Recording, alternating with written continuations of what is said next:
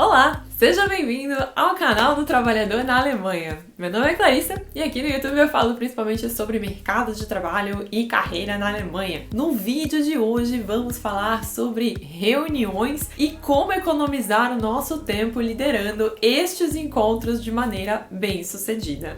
Se você, assim como eu, entrou no regime de home office meio que no susto, provavelmente observou um aumento quase que exponencial na quantidade de reuniões que foram aparecendo ali no seu calendário do trabalho. Isso foi e ainda é uma realidade de muitas das organizações porque está relacionado à cultura de trabalho. Então, quando as pessoas estão acostumadas com essa rotina de trabalho em que está todo mundo junto, né? Então, em que você precisa ter uma série de pessoas em uma sala de reunião para trocar ideias, para fazer longas sessões de brainstorming. Essa necessidade de estar junto para fazer a coisa acontecer foi o que mais sofreu com a questão do home office, principalmente nas organizações que precisaram adotar essa modalidade de trabalho meio que de maneira abrupta. Ao invés de reinventar a sua maneira de trabalho, muitas das equipes, na verdade, tentaram simplesmente imitar a rotina que elas tinham anteriormente, só que em um ambiente digital. Então, todos aqueles pormenores que a gente resolvia, né, no cafezinho, que dava uma chegadinha ali na mesa do colega, perguntar rapidinho, trocar uma ideia e aí já seguir com o nosso dia, todas essas coisas viraram reuniões. Reuniões de 15 minutinhos, reuniões de meia horinha e também começaram a aparecer aquelas reuniões longas que todo mundo fica trocando ideia durante muito tempo, mas que no fim das contas a reunião não chega em lugar nenhum. Você já foi convidado para uma reunião inútil que poderia ter sido um e-mail? Comente aqui embaixo, eu já fui.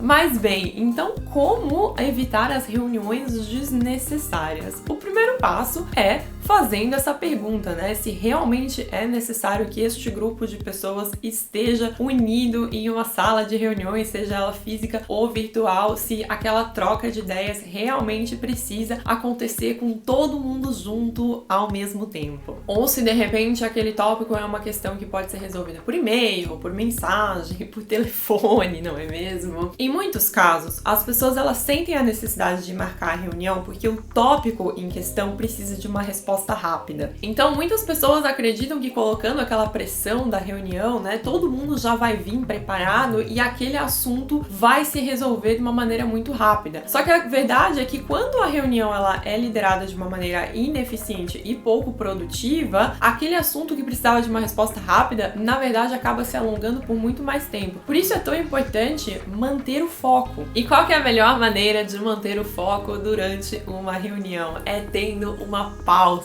minha gente. E a pauta não é somente o tópico geral lá, o título que você vai colocar no convite da reunião quando você vai mandar para todos os seus colegas, tudo bem? A pauta ela vai definir o tema, vai definir o objetivo da reunião e vai delimitar também a estrutura em que a reunião vai se desenvolver. Por isso você não pode ter a pauta da sua reunião somente na sua cabeça. É muito mais produtivo se você já enviar a pauta da reunião no convite por e-mail lá que você vai enviar para todos os seus colegas para convidá-los para a reunião. Encaminhe também junto com esse convite a pauta de todos os tópicos e qual que vai ser a ordem de cada um deles. Provavelmente a sua reunião ela vai ter determinados blocos de tempo para abordar cada um dos assuntos que é necessário para que se chegue a uma conclusão, não é mesmo? Então, por exemplo, digamos que você precisa discutir um problema, aconteceu alguma questão que precisa ser resolvida. A sua reunião provavelmente vai ter uma estrutura mais ou menos o seguinte: uma abertura, aí depois uma contextualização do problema, um determinado tempo para que as pessoas discutam possíveis soluções, um plano de ação com base em todas as ideias que foram apresentadas durante aquela reunião e aí, por fim, um encerramento. Então,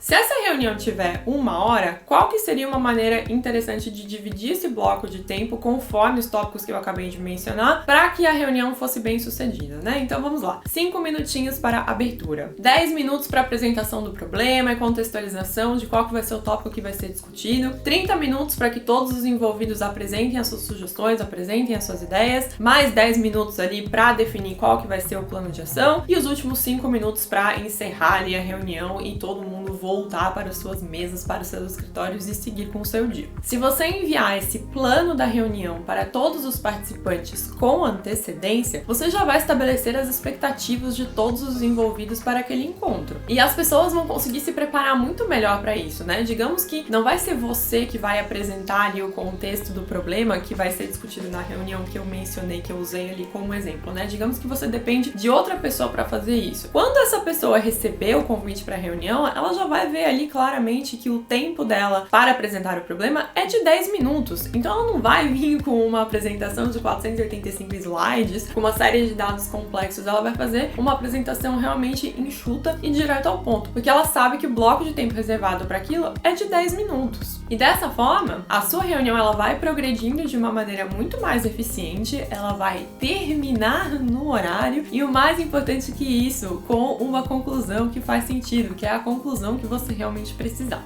Agora, a sua reunião ela pode ter uma pauta incrível, pode ter pessoas engajadas, ela pode ser muito bem organizada, mas se ela terminar sem nenhum tipo de documentação, provavelmente nem todo mundo vai fazer a sua parte e o resultado esperado, as ações que deveriam sair daquela reunião, provavelmente não serão alcançadas. A maioria das pessoas odeia documentar a reunião, né? Porque é chato, porque demanda tempo e tal. Mas, sinceramente, é um mal completamente necessário. Primeiro porque a documentação da reunião ajuda na comunicação da equipe. Isso quando a gente tá falando, por exemplo, de trabalho remoto, é extremamente importante para as organizações. Porque digamos que você tinha um colega que tava doente ou que tava de férias na semana que aconteceu aquela reunião, né? Às vezes não é uma reunião para discutir um problema, como eu dei ali o exemplo, às vezes é uma reunião que acontece toda semana, em que vão aparecer várias atualizações ali que são distribuídas para a equipe. Então, se existe uma documentação de todas essas reuniões, né, a pessoa que estava fora do escritório naquele momento, ou que de repente tinha outro compromisso em paralelo justamente naquele horário e não pôde comparecer, essa pessoa pode dar uma olhada na ata da reunião, né, que o pessoal chama, ou que seja na documentação que foi feita depois dessa reunião e se manter atualizado de tudo que foi discutido, de todos os tópicos que foram apresentados naquela reunião, tudo bem? Mas mais importante do que isso é fato que a documentação, o registro da reunião chama todo mundo para responsabilidade. Porque é essencial que o registro da reunião traga não só um resumo de tudo que foi falado, né, dos principais tópicos que foram abordados, mas que traga um registro também das ações que foram definidas e de quem que vai liderar cada uma das ações. Eu tenho pavor daquelas reuniões que são assim,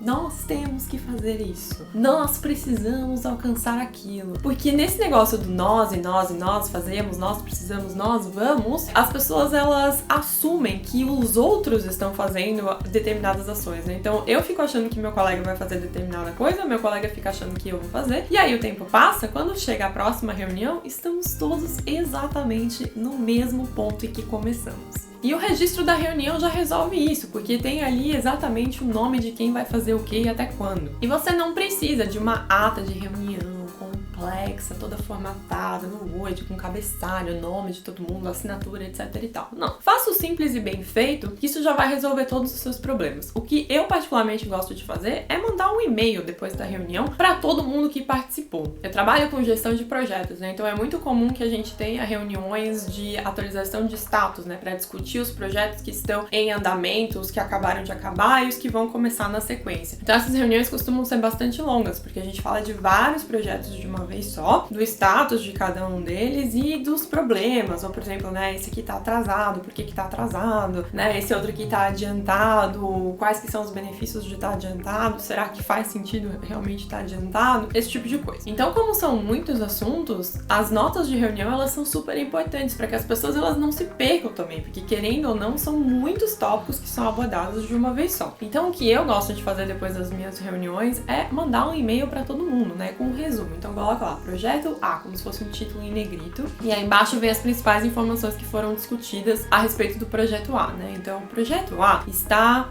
atrasado. O motivo do atraso é que o cliente não aprovou os desenhos que foram enviados. fulano de tal fica responsável por fazer o follow-up desta aprovação. Se a aprovação não vier até esta data, a equipe não consegue garantir o prazo de entrega, que precisará ser recalculado a partir do momento da aprovação. Pronto, aí já tem um resumo simples de tudo o que foi discutido, de quem que precisa fazer o que, das principais datas, e está tudo documentado. Então todo mundo que estava na reunião sabe o que precisa acontecer e quem não estava na reunião consegue se manter informado sobre aquilo dali. Portanto, documente as suas reuniões. Pode parecer uma perda de tempo no início, mas eu garanto que vai te economizar muito tempo lá na frente.